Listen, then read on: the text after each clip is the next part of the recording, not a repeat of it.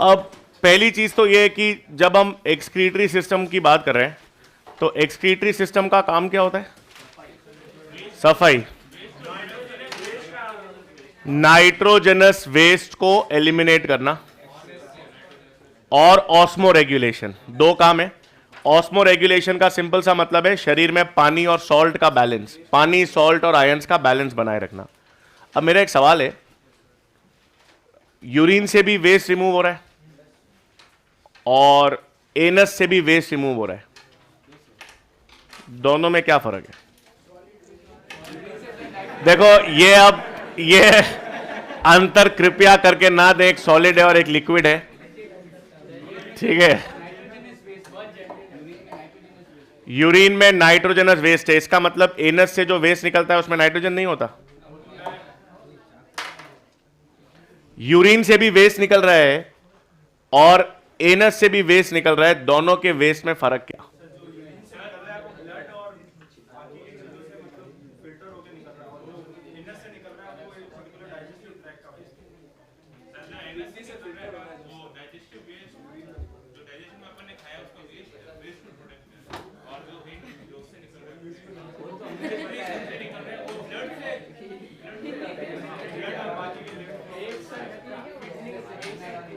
और कोई इसको थोड़ी बेहतरीन शब्दों में ऐसे पिरोने की कोशिश करेगा? आसपास हो, मैं सटीक अंतर चाह रहा हूं। खाना और पखाना, यूरिन पानी, क्या बेहतर देखा आपने? इनकी पोएट्री नहीं है इनकी। खाना और पानी,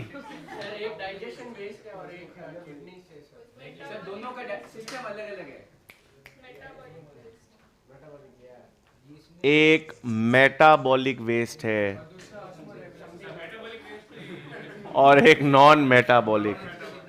डाइजेशन, एनस से जो वेस्ट निकल रहा है वो आपके मेटाबॉलिज्म का हिस्सा बना ही नहीं, वो कभी ब्लड में आया ही नहीं, उसका मेटाबोलाइज कभी हुआ ही नहीं। और यूरिया जो बन रहा है, यूरिया कैसे बनता है हमारे बॉडी में? अरे कहां बनता है? लिवर में। कैसे बनता है? किससे बनता है? हाँ, अरे हाँ, साइकिल का नाम है। मैं आपसे पूछूं, किस यूरिया का फॉर्मेशन किस बायोमोलिक्यूल से हो रहा है? और अमोनिया का, हाँ ठीक है, अमीनो एसिड्स का डीएमिनेशन होता है। तो याद रखना, नाइट्रोजनस वेस्ट जो है वो मेटाबॉलिक वेस्ट है। तो बेसिकली पहला 2 पॉइंट लिख लेंगे। फंक्शंस ऑफ एक्सक्रीटरी सिस्टम, फटाफट दो। Elimination of metabolic nitrogen waste,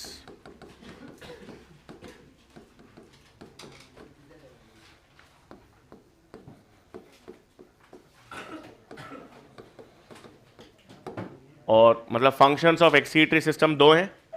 एक तो elimination of metabolic nitrogen waste और दूसरा ऑस्मो रेगुलेशन।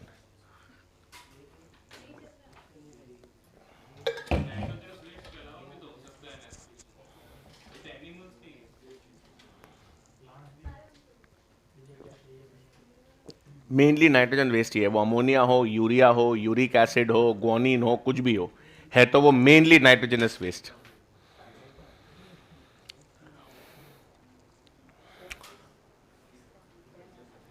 कैसे करूं? मेरे पास इससे उधर से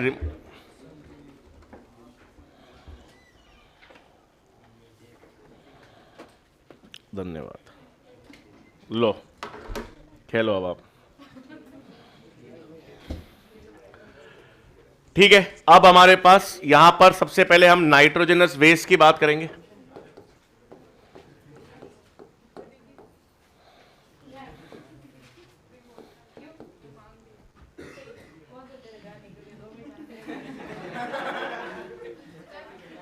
कक्षा में एक ही गुंडा हो सकता है और वो मैं हूं। धमकी दे रहे हो आप सरेआम। एक और चीज क्या होता है, देखो हंसी मजाक सब बढ़िया है, सब अच्छा है, लेकिन जो तालियां है ना, वो सही जगह पर सही मोमेंट पर ही बजनी चाहिए, नहीं तो उसका महत्व खत्म हो जाता है। हाँ हूं करो तो भी ताली बजा रहे हो, कोई बढ़िया काम करे तो भी ताली बजा रहे हो, तो फिर ताली का जो ऑब्जेक्टिव है, जो एसेंस है, वो कम हो गया। तो हाँ, मजे मतलब मजाक, तालियां तभी बजनी चाहिए जब एक्चुअल में कोई बढ़िया काम हो। और आप क्या गुंडागर्दी कर रहे थे आप यहाँ पे? मैंने सुना।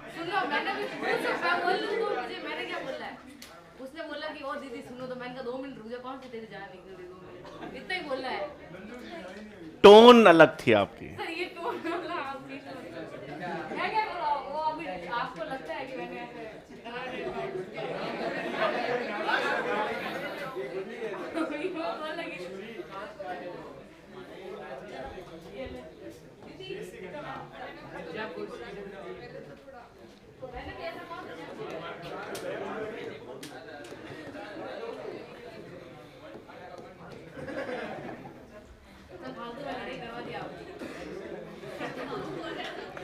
पता है लड़ाई कब होती है? जब दो बराबर के हों।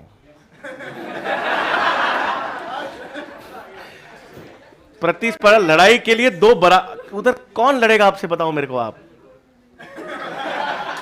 कंपेटिटिव एक्सक्लूजन प्रिंसिपल होता है इकोलॉजी में, पढ़ लिया ना आपने? गॉस का कंपेटिटिव एक्सक्लूजन प्रिंसिपल क्या कहता है? वो एक्सक्लूजन प्रिंसिपल कि दो, अगर कोई लिमिटेड रिसोर्सेस के लिए दो क्लोजली रिलेटेड ऑर्गेनिजम्स अगर कंपीट कर रहे हैं तो इंफीरियर वहां एग्जिस्ट ही नहीं कर पाएगा, सुपीरियर उसको एलिमिनेट कर देगा। लड़ाई के लिए दोनों का बराबर होना चाहिए। एक बार हुआ था मेरे साथ, तो मतलब 5th स्टैंडर्ड में था, तो दो मतलब वो थे, तो मतलब ऐसे ही मैं आया घर पे, ऐसे यहाँ सूझा हुआ, यहाँ सूझा हुआ, यहाँ सूझा हुआ। तो मम्मी ने बोला क्या हुआ? मैंने कहा लड़के आया मैं। तो मेरा छोटा भाई बोलता है इसको लड़के आना नहीं कहते, पिट के आना कहते हैं। लड़ाई तो हुई नहीं थी, मैं पिट के आया, उसमें लड़ाई कहाँ हुई? यहाँ सूझा हुआ, यहाँ सूझा, वहाँ सूझा हुआ। हाँ, 4th कक्षा में है। फिर मुझे पता चला कि जीवन में मतलब पिटना अच्छी चीज नहीं है। तो अब वो 4th स्टैंडर्ड। अच्छा इधर आओ यार, अब इधर। अब 1 मिनट काम की चीज। नाइट्रोजनस वेस्ट 3 है, अमोनिया, यूरिया, यूरिक एसिड। क्या क्या टर्म्स आपको ध्यान में रखने? पहली चीज तो जो एनिमल्स अमोनिया एलिमिनेट करेंगे उनको हम क्या कहेंगे? सिंपल अमोनोटेलिक है, यूरियोटेलिक है और यूरिकोटेलिक है। ठीक है, पहला फीचर आसान। अब तीनों में से most toxic ammonia, least toxic uric acid. तो इसका मतलब जो भी नाइट्रोजन वेस्ट मोस्ट टॉक्सिक होगा उसको एलिमिनेट करने के लिए सबसे ज्यादा पानी चाहिएगा। तो ऑन एन एवरेज अगर आपको 1 ग्राम अमोनिया एलिमिनेट करना है तो लगभग 500 ml पानी चाहिए। 1 ग्राम यूरिया एलिमिनेट करने के लिए लगभग 50 ml पानी मतलब, और लगभग 1 ग्राम यूरिक एसिड को एलिमिनेट करने के लिए 10 ml। इसलिए अपन कहते हैं जो बर्ड्स का जो वेस्ट होता है वो पेलेट्स या पेस्ट के फॉर्म में क्यों होता है? क्योंकि उसमें मिनिमम वाटर होता है। तो पहली चीज आपको ध्यान में रखनी है, मोस्ट टॉक्सिक मतलब अगर टॉक्सिसिटी का लेवल आ जाए तो मोस्ट टॉक्सिक अमोनिया है, फिर यूरिया है और यूरिक एसिड है। सबसे ज्यादा पानी किसको एलिमिनेट करने के लिए चाहिए? अमोनिया को चाहिए। दूसरी चीज, तीसरी चीज, अमोनिया को एलिमिनेट करने के लिए किडनीज की जरूरत नहीं है। सवाल आ जाए इनमें से ऐसा कौन सा नाइट्रोजन वेस्ट है जिसको एलिमिनेट करने के लिए किडनी की जरूरत नहीं पड़ती? Ammonia.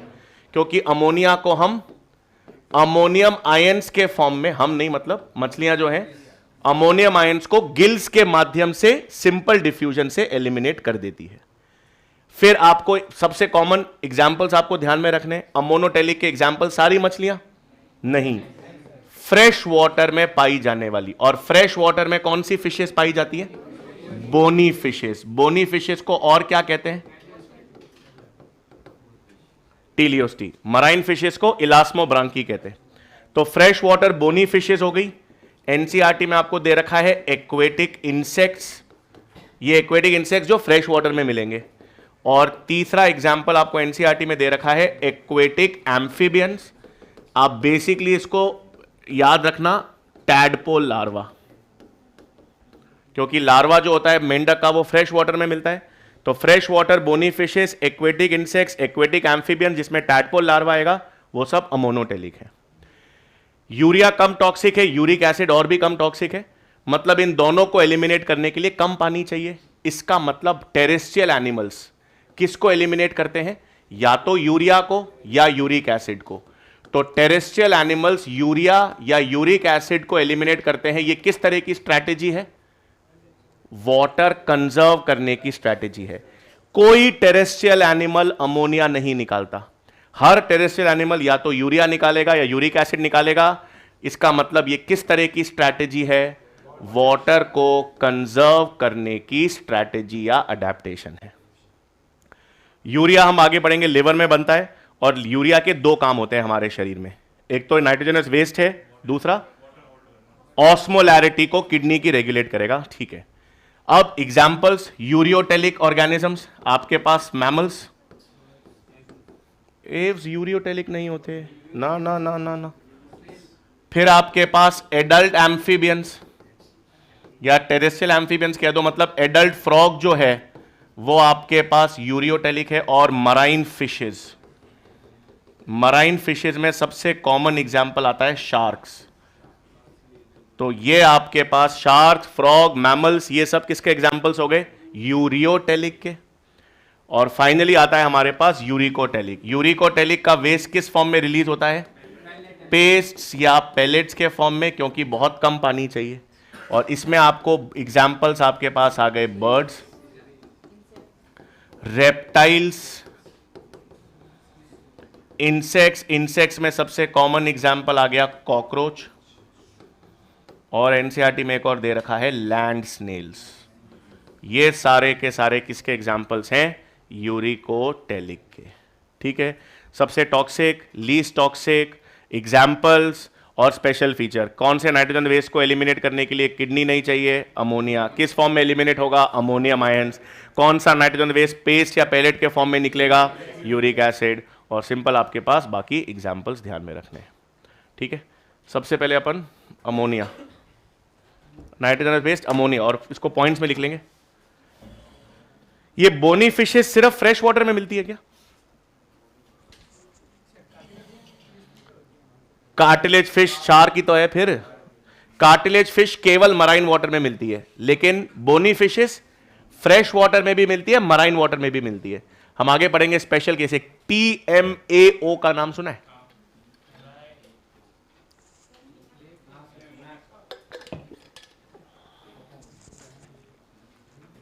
Try methylene ammonium oxide, पढ़ेंगे आगे।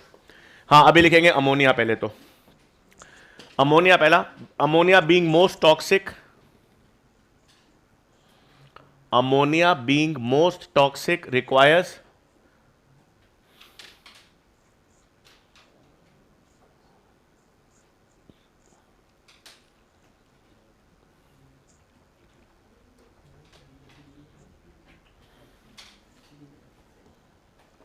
being most toxic requires maximum water for its elimination.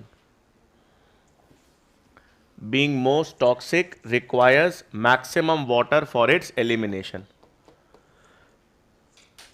और ये डेटा एनसीईआरटी में दे रखा है, पुरानी तो याद रखना। 1 ग्राम अमोनिया को एलिमिनेट करने के लिए लगभग 500 ml पानी चाहिए। तो 25 ग्राम यूरिया अपन को दिन का निकालना हो,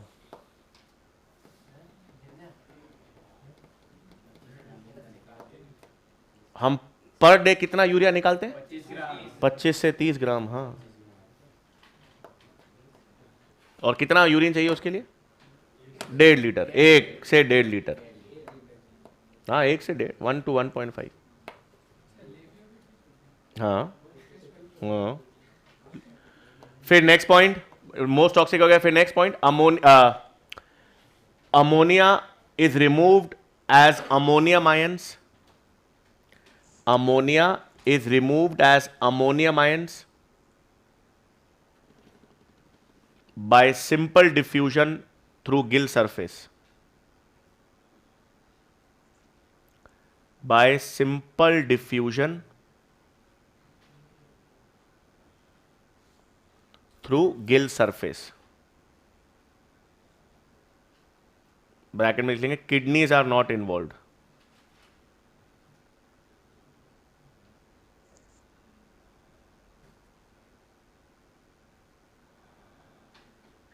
kidneys are not involve.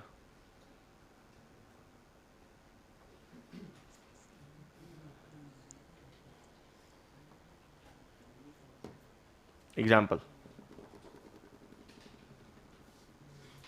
Fresh water bony fishes, aquatic insects, aquatic amphibians में टैडपोल। ऐसा कौन सा एनिमल होता है जो अमोनिया भी एक्सक्रीट करता है और यूरिया भी एक्सक्रीट करता है? शाबाश। हमने कब डिस्कस किया ये? कल डिस्कस किया था क्या अपन ने? किया था? कल मैंने कोई सवाल पूछा था क्या? नहीं, मतलब ऐसा है कि आप पता करके आना और मुझे नहीं ना, मेरे को सेलेक्टिव एमनीजिया हो गया है। सेलेक्टिव एमनीजिया क्या होता है?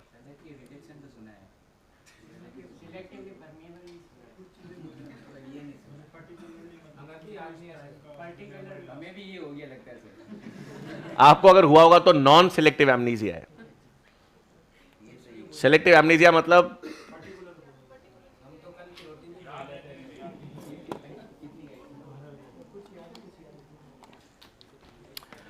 उदाहरण लिखो आप।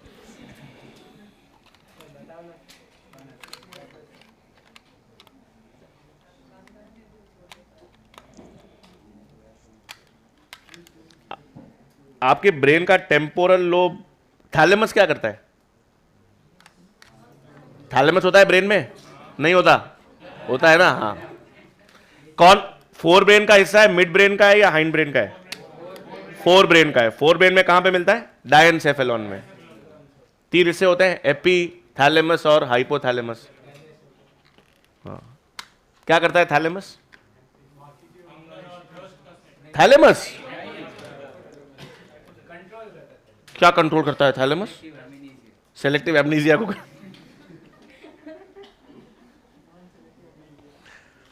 ठीक है, फिर एक नोट लिखेंगे, terrestrial animals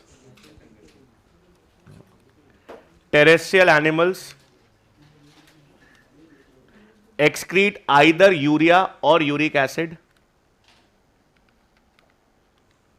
Terrestrial animals excrete urea or uric acid as a means to conserve water. Terrestrial animals excrete either urea or uric acid as a means to conserve water. मतलब आप ब्रैकेट में लिख लेंगे water conservation strategy. Water conservation strategy. फिर urea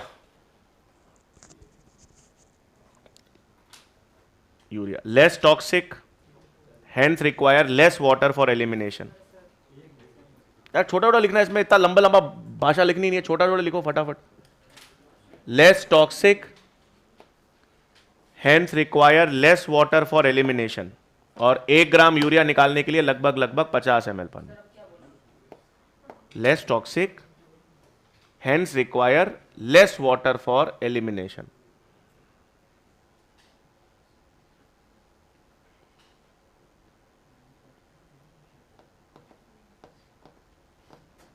और example लिख लो, मतलब 1 ग्राम लिखा हुआ है ब्रैकेट में, 50 ml पानी चाहिए एलिमिनेट करने के लिए। और examples, mammals, adult amphibians, marine fishes. ये कितने पेन है आपके इस बक्स? इसमें 9 तो नीचे गिर गए और अंदर और भी भरे हुए हैं। कितने? तो 9 पेन का क्या करते हैं आप?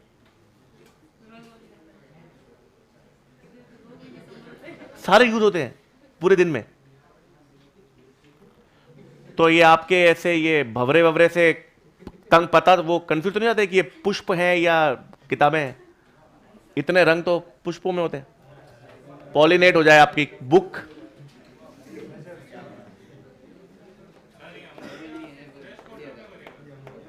बनेगा नहीं, एलिमिनेट करेगा। हम पढ़ेंगे ऑस्मो रेगुलेशन भी हम पढ़ेंगे, मराइन वाटर में क्या प्रॉब्लम आएगा, फ्रेश वाटर में क्या प्रॉब्लम आएगा, एनिमल्स में। अभी पहले ह्यूमन। हाँ, पर अपन देखो नॉन कॉर्डेट्स का नाइट्रोजन वेस्ट नहीं पढ़ रहे, अपन पढ़ सकते हैं, मतलब पढ़ते हैं अलग अलग सबका, बट हम लोग नॉन कॉर्डेट्स, हर नॉन कॉर्डेट क्या क्या नाइट्रोजन वेस्ट एलिमिनेट करता है नहीं पढ़ते अपन। ठीक है, और तीसरा आ जाएगा uric acid.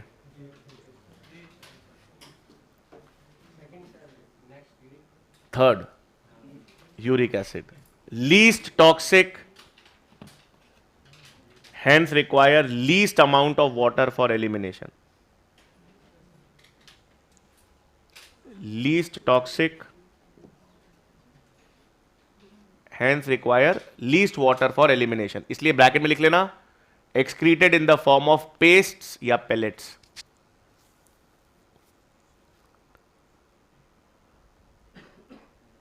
Excreted in the form of pastes या pellets. Least toxic, hence require least amount of water for elimination. और ब्रैकेट में excreted in the form of pastes या pellets. और ये examples birds, reptiles, cockroach, land snails.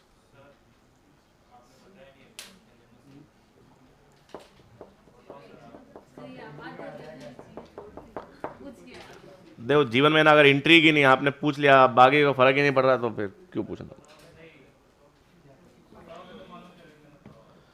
अभी आप बैठे हो ना, तो कितनी सेंसी इंफॉर्मेशन है आपके आसपास, बहुत सारी। मतलब आपका आपके स्किन पर कोई सेंसेशन हो रहा होगा, पीछे कोई बोल रहा होगा, मैं भी बोल रहा हूं, हाँ, ठंड लग रही है नहीं लग रही है, लाइट कम है ज़्यादा है, मतलब इतनी सेंसी इंफॉर्मेशन है। आपका ब्रेन एक समय पर ये सारी सेंसी इंफॉर्मेशन प्रोसेस करता है क्या? मतलब एक समय पर आप पीछे क्या बोल रहा है वो भी आपको सुनाई दे रहा है, मैं क्या बोल रहा हूं वो भी सुनाई दे रहा है, पास वाला क्या लिख रहा है, पास वाला क्या कर रहा है, आपके शरीर में क्या क्या संवेदन, सब कुछ कर रहा है क्या प्रोसेस? नहीं कर रहा। क्यों? सेंस ऑर्गन तो सारे हैं आपके पास, सारी सेंसी इंफॉर्मेशन कलेक्ट तो हो रही है, पर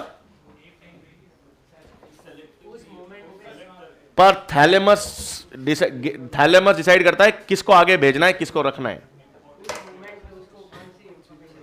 काफी बार होता है ना कि जैसे अपन दोस्त से फोन पे बात कर रहे हैं, पीछे मम्मी कुछ बोलती है, वो लेकर आना, फिर बोला क्या बोला आपने, सेंस से इंफॉर्मेशन दोनों आई, लेकिन थैलेमस को लगा which is more important, friend conversation. हाँ, बहुत तेज भूख लगी हो, एकदम कुत्ता पीछे पड़ जाए, तो भूख मर उस समय थैलेमस के लिए प्रायोरिटी क्या है? कुत्ते से बचना। Hunger can take its time. तो सेंसी आप अभी एक इंसान खड़ा है, बैठा है, सो रहा है, इतनी सारी सेंसी इंफॉर्मेशन उसके आसपास है, वो सारी सेंसी इंफॉर्मेशन सेंस ऑर्गन्स तो कन्वे कर रहे हैं, लेकिन उसको थैलेमस पकड़ता है और फिर देखता है इसमें से जरूरी क्या क्या है। ठंड, अब -10 डिग्री सेंटीग्रेड पे बैठा है आदमी, अब बहुत सारी चीजें हैं, उसको अपना सर्वाइवल भी देखना है, वो भी देखना है, तो थैलेमस डिसाइड करेगा इसके सर्वाइवल के लिए बेस्ट चीज क्या है। इसलिए इंस्टिंक्ट कहते हैं इंपॉर्टेंट है। जब आप कोई भी क्वेश्चन अटेम्प्ट कर रहे हो तो आपकी पहली आसान सिंपल अप्रोच क्यों सही होती है? क्योंकि वो इंस्टिंक्टिव है, वो एक्वायर्ड नहीं है। और इंस्टिंक्ट जनरली सही करेगी, क्योंकि इंस्टिंक्ट को पता है कि the first easiest simplest approach to a question या to a problem will be usually correct। अब देखो उसमें वेरिएबल्स हैं, लेकिन इसलिए आप जब आप क्वेश्चन करते हो ना, हमेशा गलत कब करते हो? काफी बार सवाल ओवर थिंक ज्यादा, और इतना आसान थोड़ी पूछा होगा, ये तो कुछ और पूछ रहा होगा। अरे नहीं पूछ रहा भाई, वो आपकी पहली सरल अप्रोच जो थी वही पूछ रहा है और वही जवाब होगा। ठीक है, अच्छा, अब यहां पर देखो, यहां पर 2-3 जगह आपको याद रखना है। जैसे फ्रॉग की अपन बात करें तो फ्रॉग का टैडपोल लार्वा अमोनोटेलिक है और एडल्ट फ्रॉग यूरियोटेलिक है।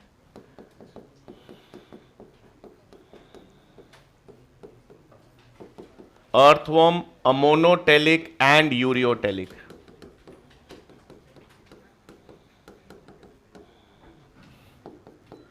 और कॉकरोच, ये तीनों इसलिए लिए क्योंकि ये तीनों इंडिविजुअल ऑर्गेनिजम्स हमारे एनसीईआरटी में दे रखे। यूरिकोटेलिक।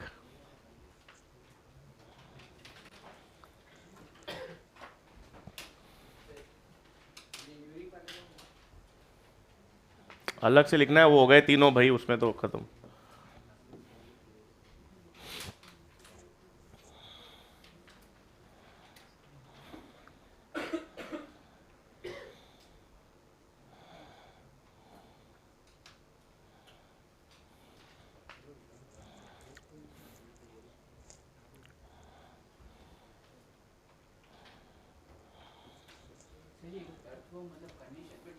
हाँ, बारिश के समय अमोनिलिक हो जाता है और यूरिया, वे दोनों ही निकालता है, ज़्यादा और कम करता रहता है। बारिश के समय जब पानी ज़्यादा होता है तो अमोनिया ज़्यादा निकालता है, पानी कम हो जाता है तो यूरिया ज़्यादा निकालता है।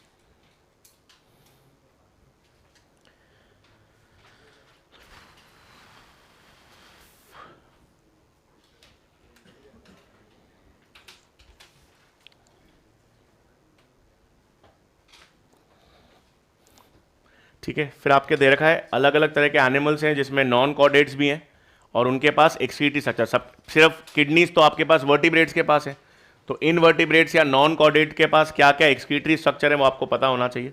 तो वो लिस्ट लिख रहा हूं, हटा रहा हूं।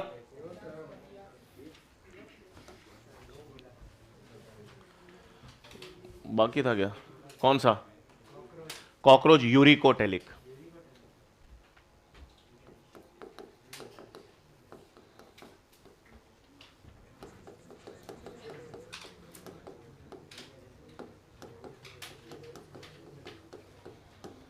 ठीक है, एक्सक्रीटरी स्ट्रक्चर चालू कहां से होते हैं? प्लैटीहेल्मिन्थस से। तो प्लैटीहेल्मिन्थस यानी फ्लैट वर्म्स, उनमें एक्सक्रीटरी स्ट्रक्चर्स क्या होते हैं? फ्लेम सेल्स, जिनको और किस नाम से जानते हैं? सोलेनोसाइट्स या प्रोटोनेफ्रीडिया।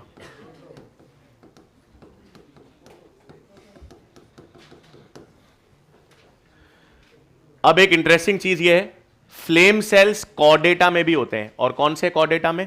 सिफेलोकॉर्डेटा। अब क्वेश्चन ध्यान से सुनना, अगर सिर्फ लिखा हुआ आता है किन एनिमल्स में फ्लेम सेल्स होते हैं तो दोनों आंसर करोगे। किस कॉर्डेटा में फ्लेम सेल्स होते हैं और ऑप्शन में प्लैटीहेल्मिन्थस आ जाए तो वो आंसर नहीं होगा, क्योंकि प्लैटीहेल्मिन्थस नॉन कॉर्डेट है। कॉर्डेट जिसमें फ्लेम सेल्स होंगे वो कौन सा है? सिफेलोकॉर्डेटा। इसका एग्जाम्पल, सिफेलोकॉर्डेटा का एग्जाम्पल एम्फिऑक्सिस, इसमें भी फ्लेम सेल्स होंगे।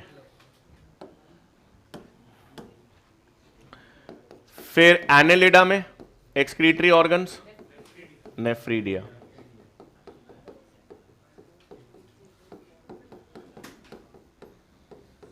हाँ,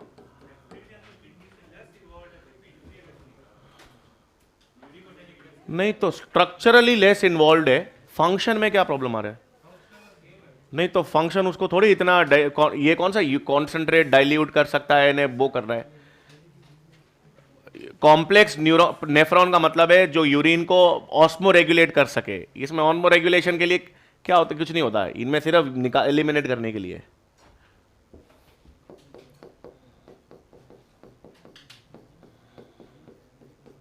अब देखो, आर्थ्रोपोडा में इंसेक्ट्स में excretory structure Malpighian tubules. Malpighian tubules अलग चीज है, माल्फीजियन बॉडी अलग चीज है। माल्फीजियन बॉडी क्या होती है? ग्लोमेरुलस प्लस बोमेन्स कैप्सूल का कॉम्प्लेक्स। फिर आपके पास ये एरेक्निडा या स्पाइडर्स में क्या होता है?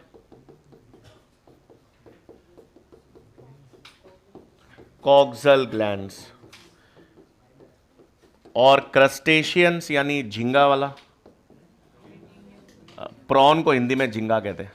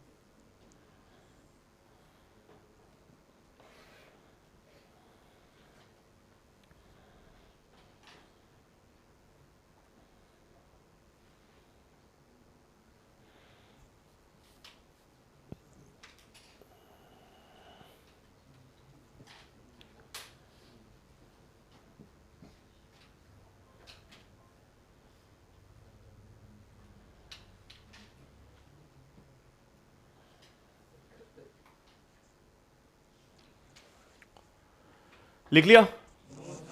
अब हेडिंग डाल देंगे फिर हम ह्यूमन एक्सक्रीटरी सिस्टम। पहले अपन फिजियोलॉजी देखेंगे, फिर बाद में एनाटॉमी।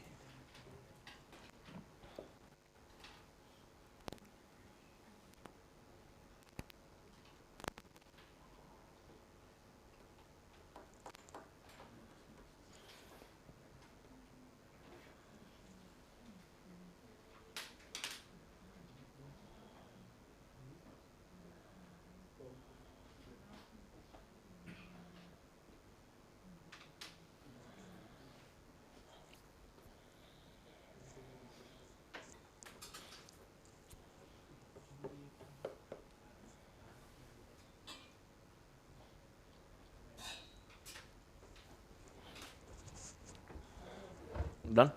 कहां तक हो?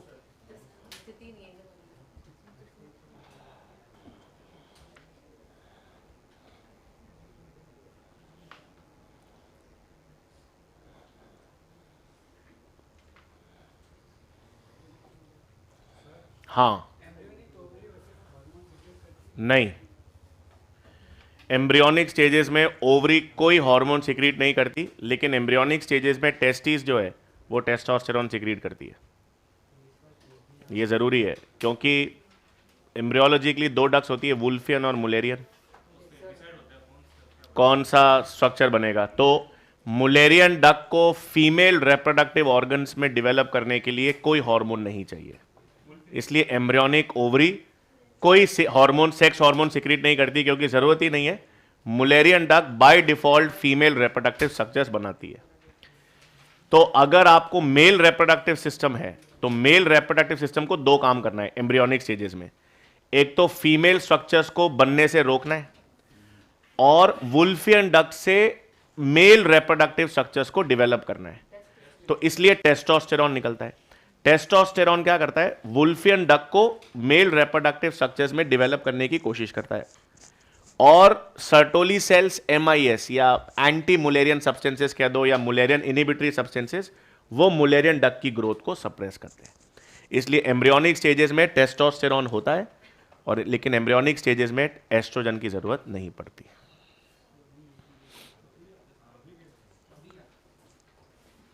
क्या अभी कैसे? हाँ, ये तो अभी कैसे आना?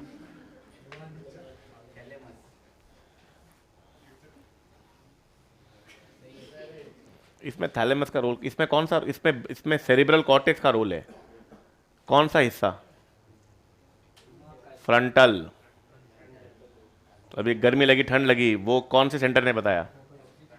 ऑक्सीपिटल ने बताया ठंड गर्मी। पेराइटल।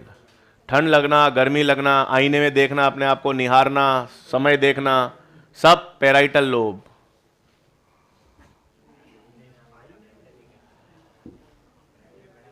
अब हटा रहा हूं मैं, ठीक है। अब अपने पास हेडिंग डाल देंगे ह्यूमन एक्सक्रीटरी सिस्टम।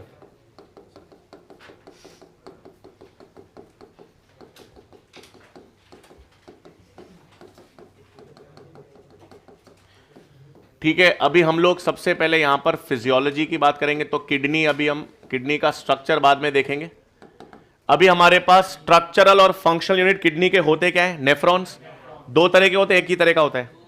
दो तरह के, कॉर्टिकल और जक्स्टा मेडुलरी। तो इसका मतलब जब हम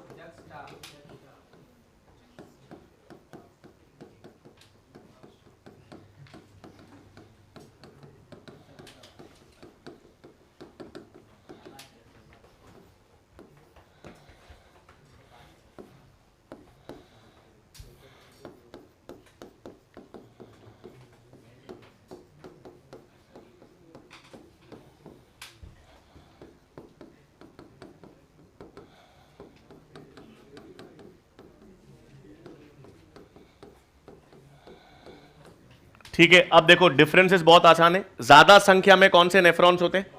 कॉर्टिकल। लगभग 75 से 85% कॉर्टिकल होते हैं। कम 15 से 25% जक्स्टा मेडुलरी नेफ्रॉन्स होते हैं। अब फर्क क्या है इनके स्ट्रक्चर में? अगर मेरे पास एक किडनी है तो किडनी में आपके पास बाहर वाला हिस्सा क्या कहलाता है? कॉर्टेक्स। अंदर वाला हिस्सा क्या कहलाता है? मेड्यूला। अपने शरीर में इतने कौन कौन से ऑर्गन्स हैं जिसमें बाहर कॉर्टेक्स और अंदर मेड्यूला डिफरेंशिएटेड है? Ovary, brain, adrenal glands, kidneys. Outer हिस्सा कॉर्टेक्स, अंदर हिस्सा मेड्यूला। तो अगर मैंने यहां पे नेफ्रॉन का स्ट्रक्चर बनाया, तो अगर मेरे पास एक नेफ्रॉन है जिसका लूप ऑफ हेनले छोटा है, और जिसका लूप ऑफ हेनले छोटा है, और इसका मतलब वो कुछ ही मेड्यूला में एक्सटेंड कर रहा है, वो ज्यादा मेड्यूला में पूरा कंप्लीटली एक्सटेंड नहीं कर रहा, वो कॉर्टिकल नेफ्रॉन्स। और ऐसे नेफ्रॉन जिनका लूप ऑफ हेनले लंबा है और वो डीपली मेड्यूला के अंदर एक्सटेंड कर रहा है, तो उसे क्या कहते हैं? Juxta medullary. ठीक है, और कोई डिफरेंस? मुझे बताओ, ये वासा रेक्टा है क्या? क्या कर रहा है? नहीं है क्या? है क्या? है क्या? है क्या? आप बता रहे हो घूम रहा है, कर रहा है क्या? गधा या घोड़ा? ट्यूब है, प्लास्टिक की या रबड़ की?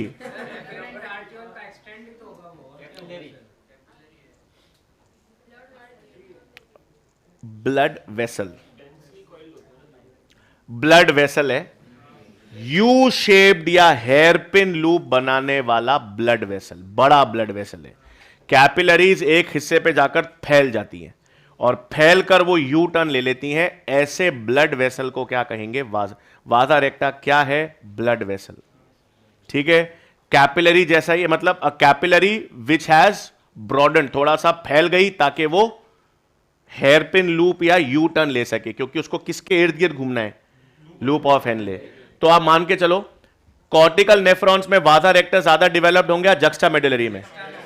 कॉर्टिकल में तो छोटा सा लूप ऑफ हेनले, ज्यादा घूमने की जरूरत है ही नहीं, तो या तो वाजा रेक्टस रिड्यूस्ड होंगे या एब्सेंट। और वाजा रेक्टस वेल डिवेलप्ड कहां घूमे होंगे? जक्स्टा मेडुलरी नेफ्रॉन्स में। हाँ, डीसीटी का क्या आ सकता है? क्यों? कैसे?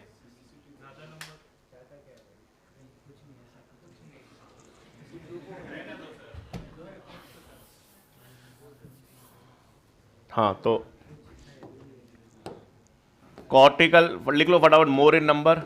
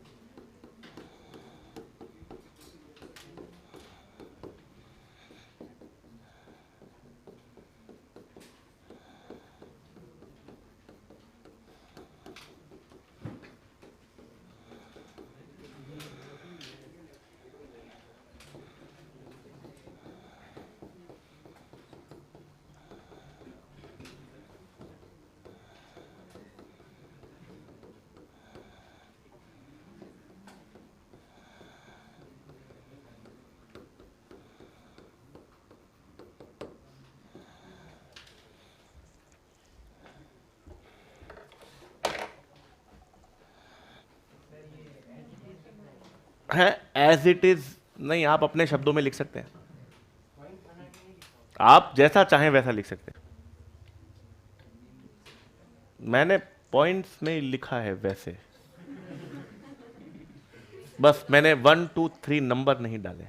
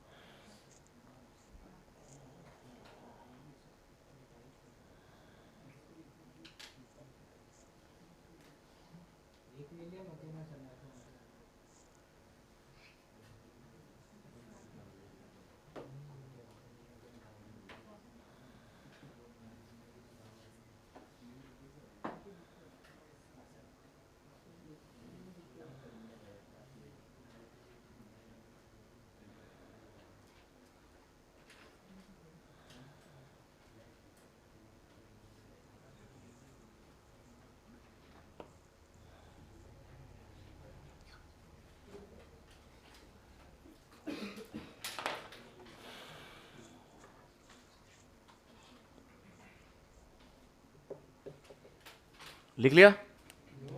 ठीक है, अब नेफ्रॉन का स्ट्रक्चर।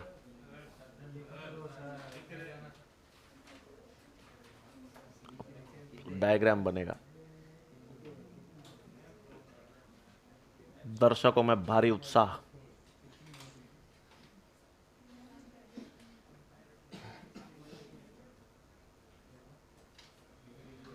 अब कैसे बनेगा यार? ये हो गया है ना यार? अब 11-17 पे मैं हटा दूंगा।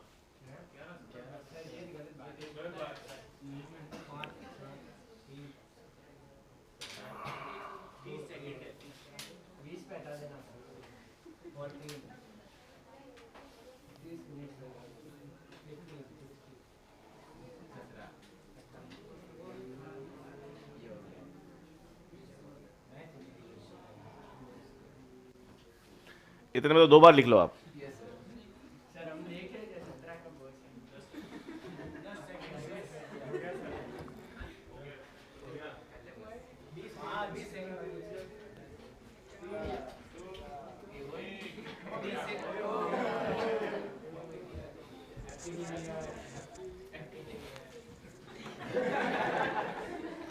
अच्छा था ये।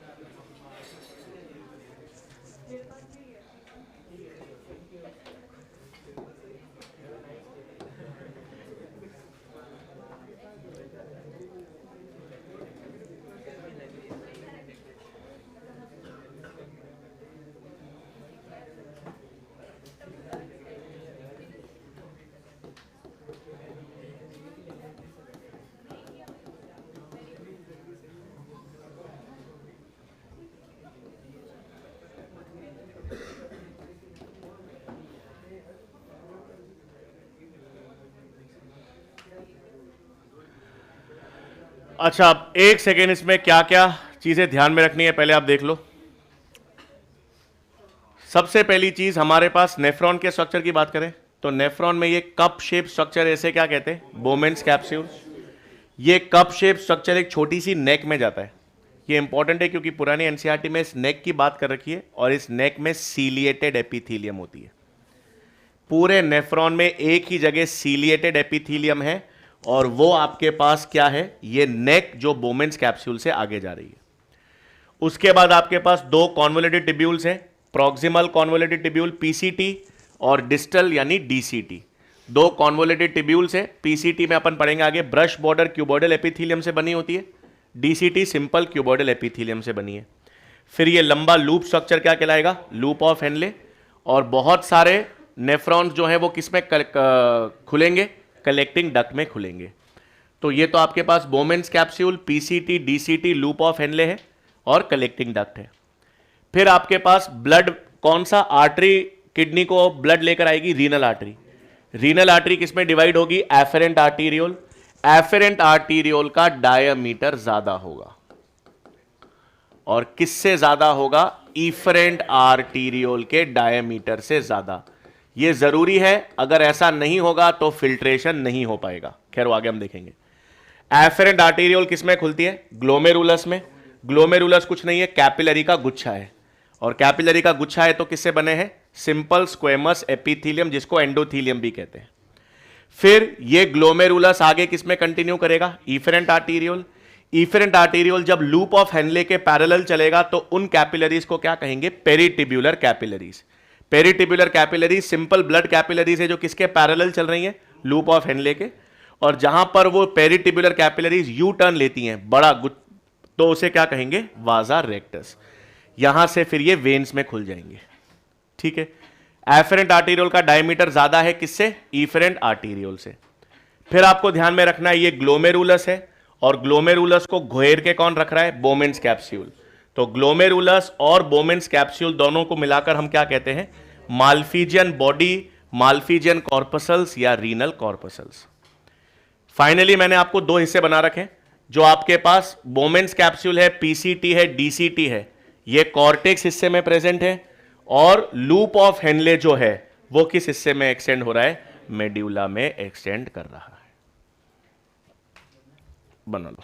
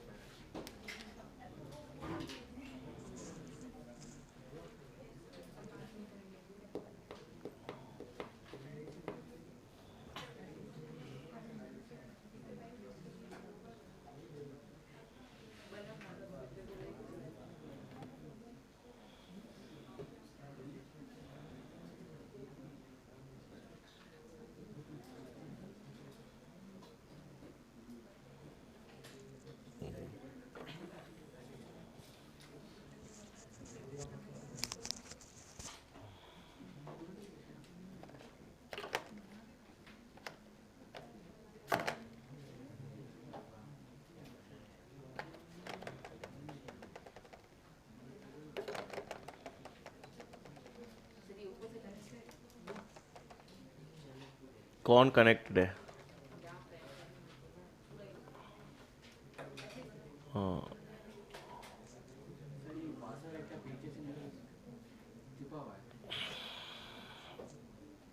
न्यू है। ये लूप ऑफ हेनले और वाजा रेक्टस का अरेंजमेंट 3D में, वो पर आगे आएगा। एक का डिसेंडिंग लिम, एक का असेंडिंग लिम के साथ, ऐसा काउंटर करंट में।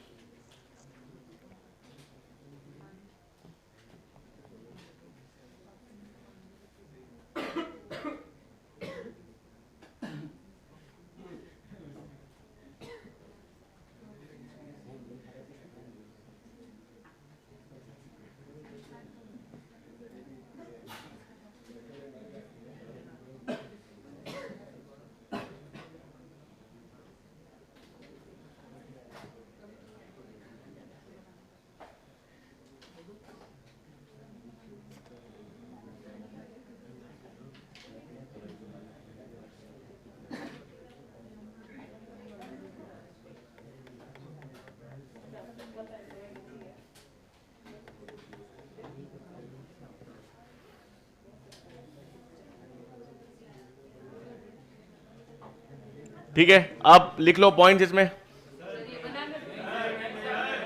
ठीक है, 11:32।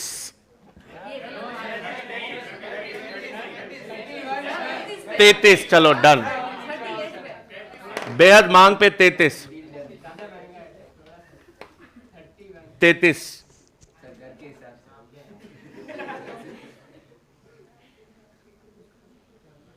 हाँ यशवंत जी, संभावना है।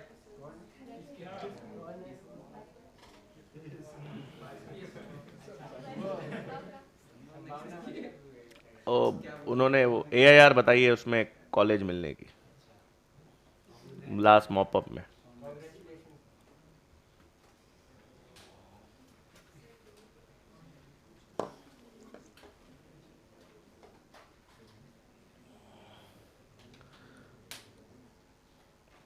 पृथ्वी जी, ये हृदय से गुर्दे तक का सफर कैसा रहा आपका?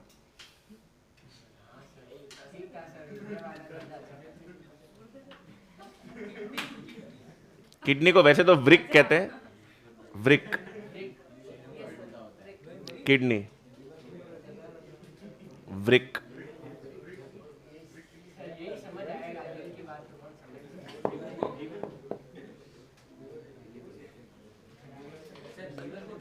लिवर होता है, यकृत। पित्त बोलते हैं गॉल ब्लैडर को, और गॉल ब्लैडर को पित्त नहीं कहते, पित्ताशय कहते हैं। पित्त रस होता है बाइल जूस।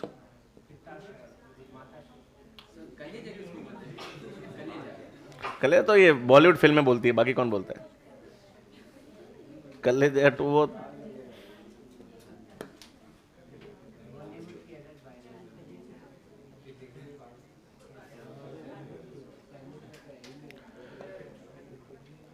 आखिरी मिनट, फिर हम पॉइंट लिख। मैं, आपने बोला 11:33। 38 कैसे होगा यार? No no no no no no no no.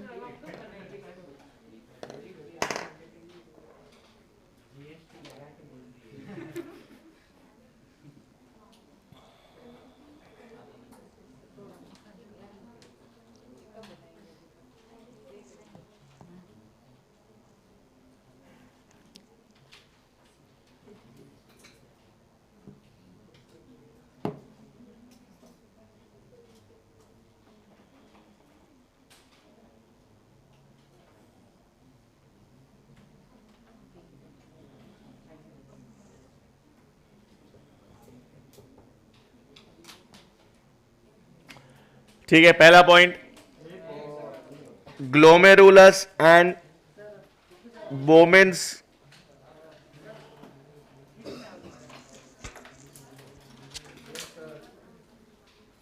या ऐसे ऐसे इसको ऐसे लिख लो, the nephrons are divided into two parts, NCERT line इसलिए, nephrons are divided into two parts,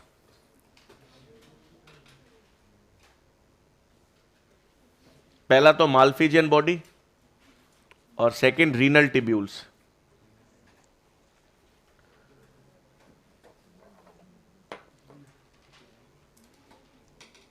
nephrons are divided into two parts, पहला माल्फिजियन बॉडी और दूसरा रीनल टिब्यूल्स।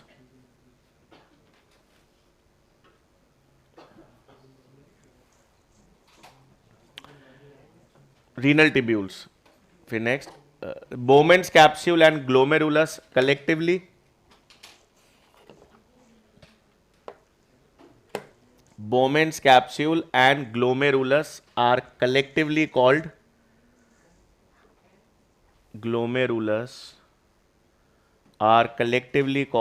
Malpighian body या renal corpuscles।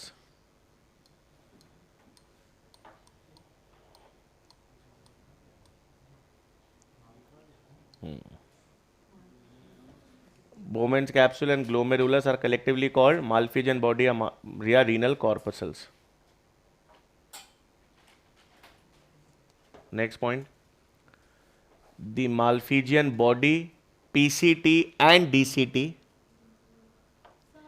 हाँ कहाँ से,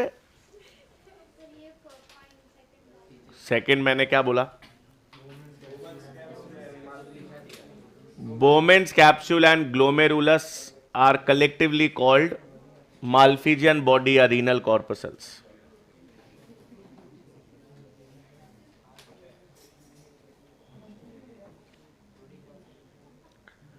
फिर क्या लिखा था तुमने,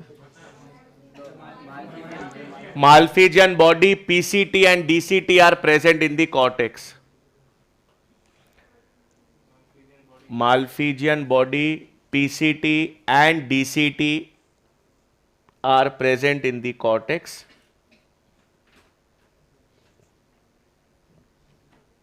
और loop of Henle extends into medulla।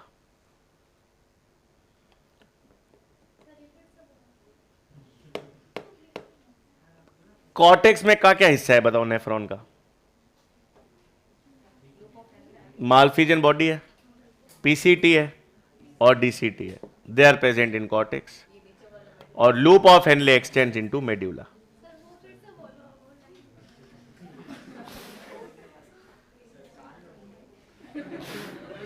Malpighian body comma PCT and DCT are present in the cortex, full stop।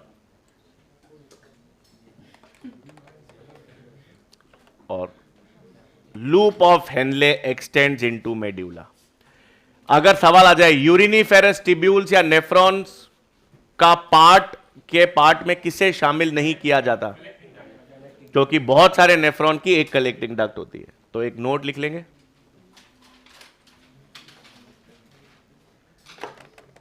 collecting duct is not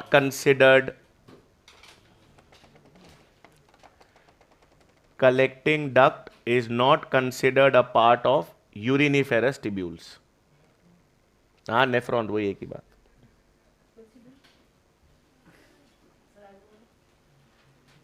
कोई आवाज तो आई थी,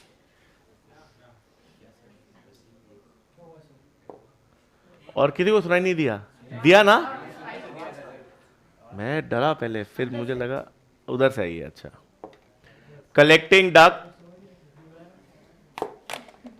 is not considered a part of uriniferous tubules or nephrons। हाँ,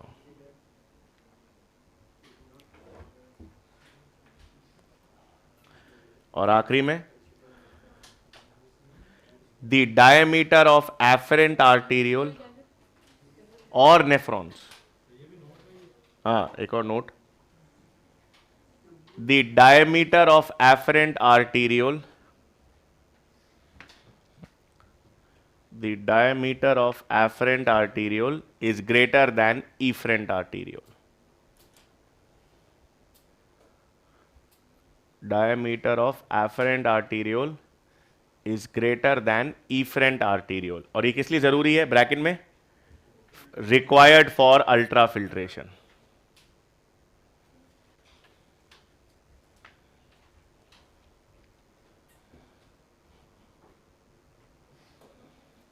Required for ultrafiltration.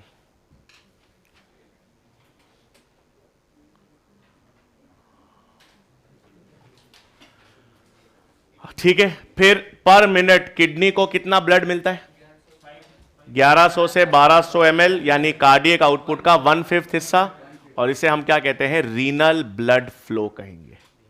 तो लिखेंगे next point. तो अब on an average, नहीं आगे, हाँ मैं आपस चला दूंगा, पक्का पक्का पक्का। मैं आपने पहले कब बोला मैं चला दूंगा? मैंने कब नहीं चलाया? कब ऐसा हुआ? ऐसा कब हुआ कि मैंने पीछे वाली स्लाइड आप वापस ना?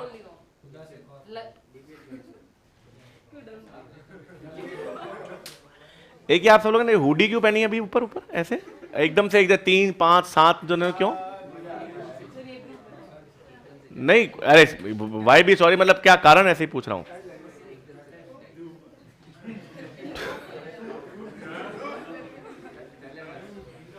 नहीं मतलब ऐसा कुछ, ऐसा आपका ऐसे कुछ करने का इरादा है? नहीं मतलब क्या? ये देखो 3 फिर 2 फिर 2,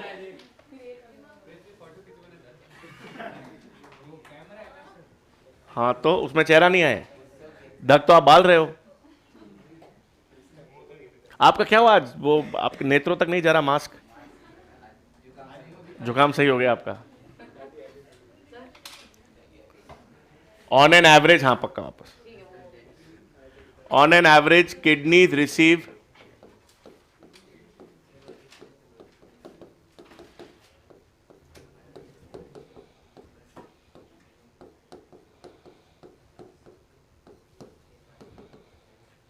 on an average kidneys receive 1100 से 1200 ml ब्लड, मतलब 1100 to 1200 ब्लड पर मिनट। हाँ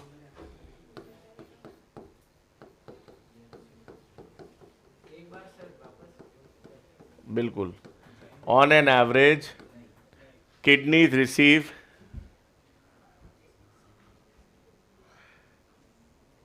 1100 to 1200 ml of blood per minute, bracket में 1/5 ऑफ द कार्डियक आउटपुट।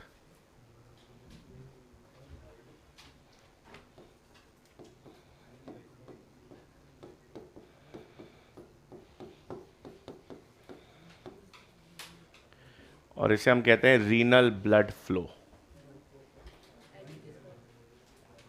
नहीं इतने भी होंगे। और फिर आप हेडिंग डाल देंगे मैकेनिज्म ऑफ यूरिन फॉर्मेशन।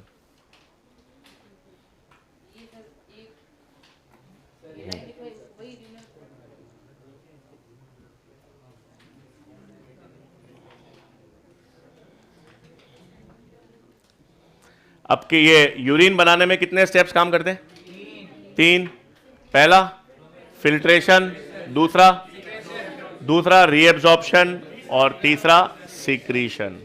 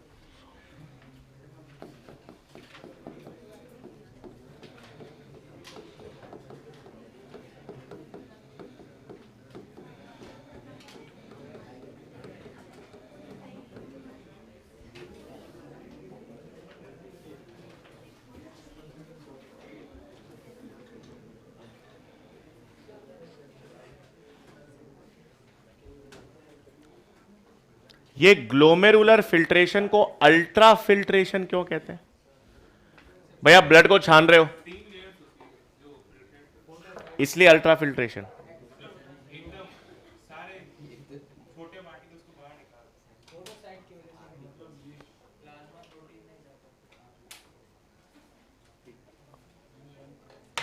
ये ठीक है, प्लाज्मा प्रोटीन नहीं जा पाते, but why glomerular filtration is considered ultra filtration? Ultra क्योंकि सब पूरा का पूरा ब्लड प्लाज्मा फिल्टर हो जाता है, सिवाय बिल्कुल सही प्लाज्मा प्रोटीन क्यों नहीं फिल्टर होते? लार्ज साइज का कोई लेना देना नहीं, चार्ज का। प्लाज्मा प्रोटीन्स की साइज उनके छेद की साइज से कम ही होती है, बट फिर भी नहीं फिल्टर हो पाते क्योंकि चार्ज का प्रॉब्लम आएगा, रिपल्शन। और का नेगेटिव चार्ज होता है, हाँ डीएनए में तो होता है, बेसमेंट मेम्ब्रेन में। Very good.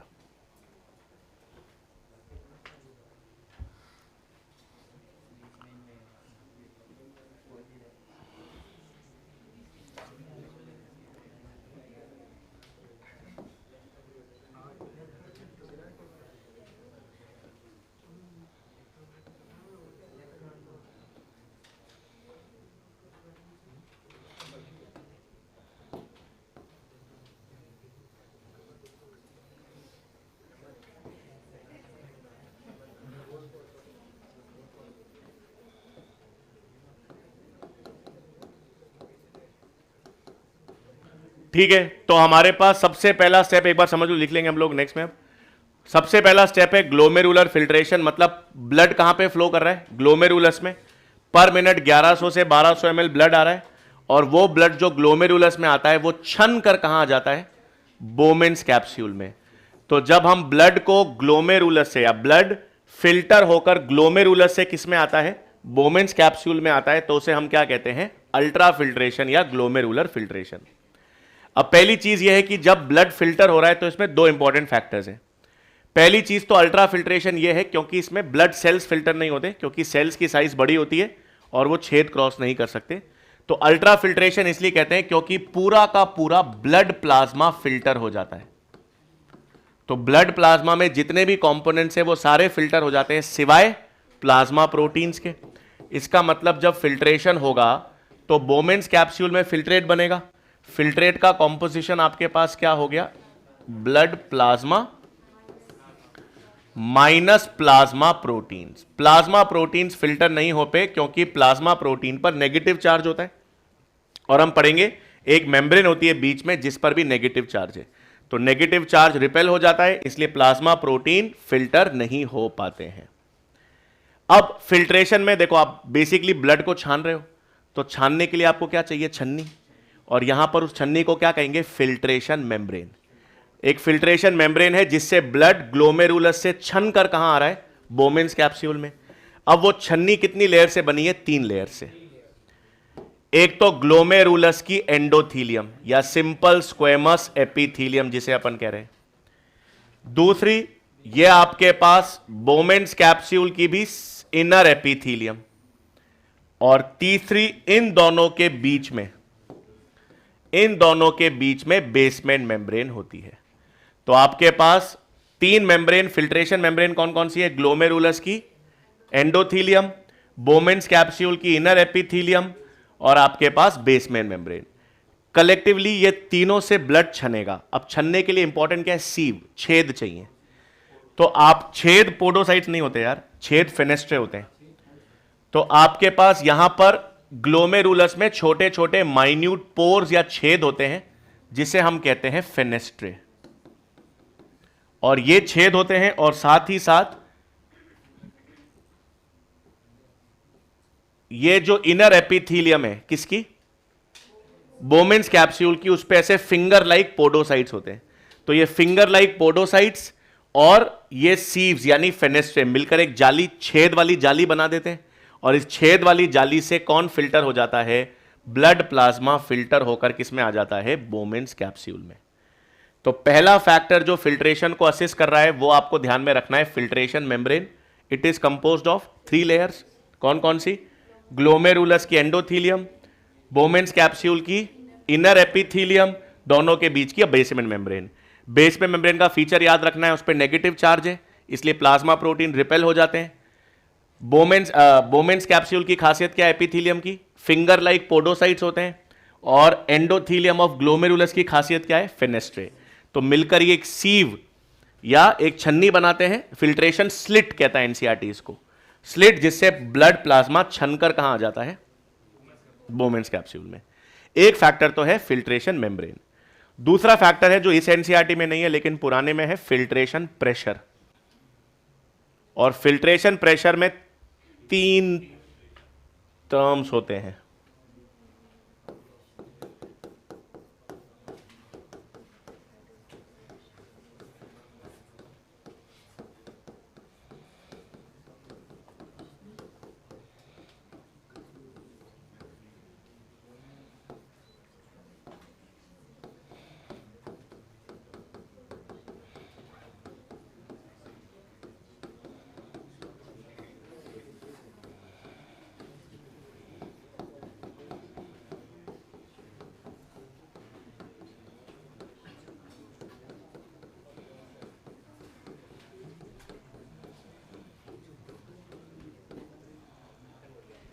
एनी आइडिया ये क्या है? कैप्स पे ग्लोमेरुलर हाइड्रोस्टैटिक प्रेशर।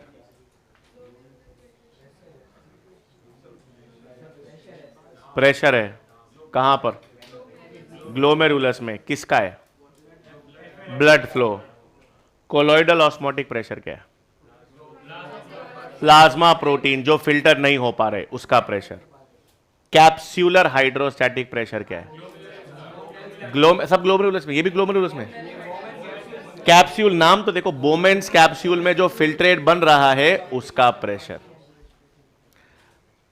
देखो ब्लैक, हर टर्म में मतलब उसका छुपा है।